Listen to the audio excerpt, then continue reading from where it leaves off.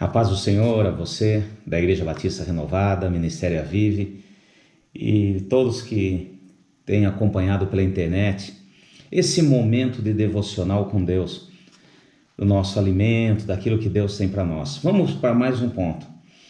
Eu tenho nessa semana falado a respeito de comunhão com Deus, estar com Ele, para seguir aquele conselho na carta aos Tessalonicenses. Manter irrepreensível nosso corpo, alma e espírito. Então falei da comunhão, Rashi, não esqueço disso, comunhão com Deus. Agora eu quero falar de mais um ponto que é muito importante, para que tudo isso realmente venha a ser verdade e venha a se efetivar nas nossas vidas. Daqui, eu quero ler em Hebreus, capítulo 11, verso 6.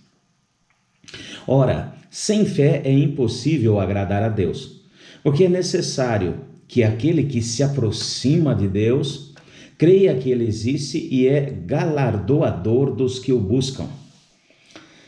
Fé, uma palavrinha pequena, mas muitas vezes nós não entendemos o que é e como funciona.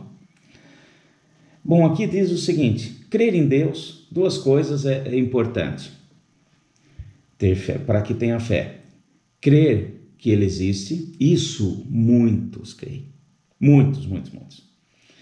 Vou ser sincero que são poucos os ateus.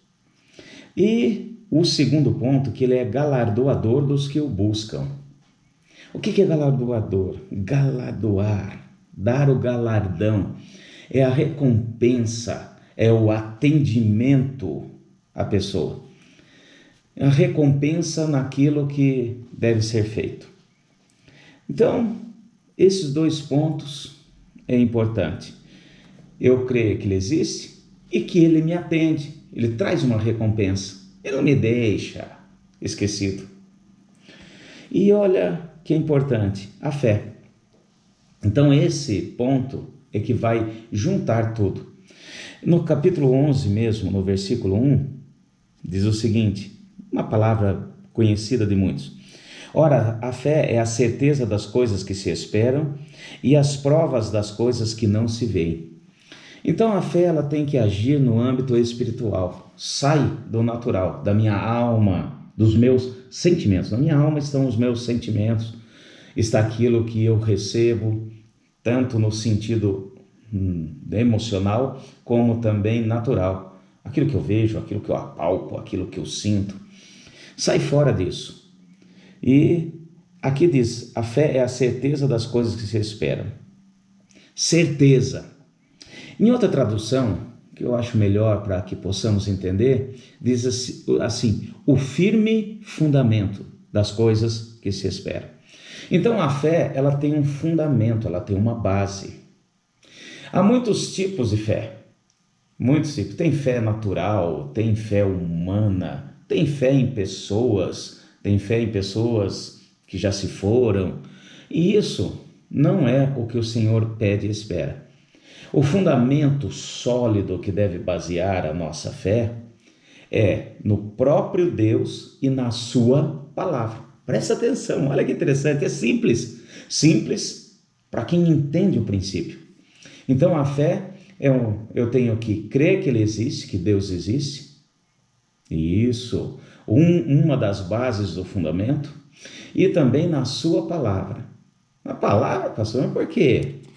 É importante, olha só que interessante. Eu vou voltar aqui na Bíblia, pegar aqui no livro de Números, capítulo 23 de Números, versículo 19. Diz o seguinte: Deus não é homem para que minta, nem filho do homem para que se arrependa. Porventura, tendo ele dito, não o fará? Tendo falado, não realizará? Isso é que ponto importante.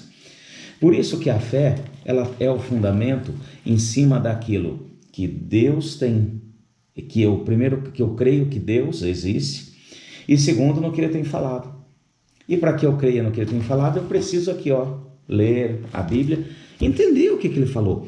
E se Deus disse, eu creio, isso basta. Pronto. Por quê? Porque Ele não é homem para mentir, nem filho do homem para não cumprir com as suas promessas e aquilo que Ele tem dito. Então a fé, ela tem que estar fundamentada em Deus e na sua palavra, nas suas promessas. Eu vou dar aqui 2 exemplos rapidinho que a maioria do povo conhece.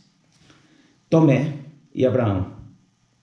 Tomé, ele precisou crer, para crer, ele precisou tocar em Jesus, nas suas feridas, para crer que ele tinha ressuscitado.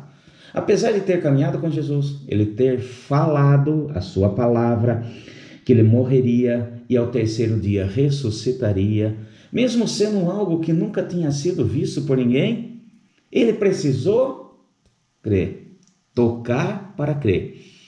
Então, primeiro ele precisa ver, sentir para crer.